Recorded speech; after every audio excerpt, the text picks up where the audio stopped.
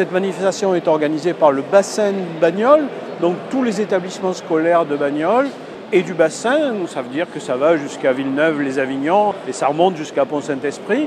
C'est la 11e et donc je crois qu'on a réussi quelque chose d'assez important. On va dire 200 stands, il y a à peu près 4000 élèves qui vont venir. Pour la deuxième année, les collèges participent.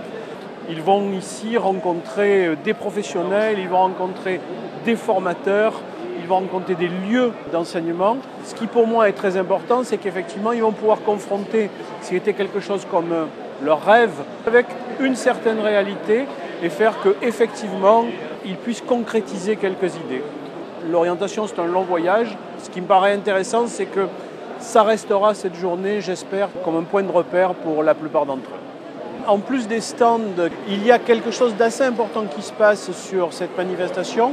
C'est une dizaine de mini-conférences avec des thèmes aussi variés que l'énergie du futur, les métiers du sport, les métiers de la communication. Il y a certainement vos confrères.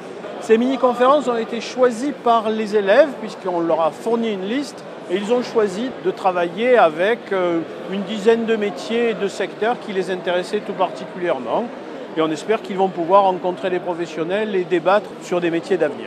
En général, l'inspecteur d'académie est toujours là. C'est bien d'avoir le soutien, un véritable soutien de la part de notre institution, dans la mesure où effectivement ça demande de gros efforts. Cette manifestation, tout le personnel est vraiment en flux tendu.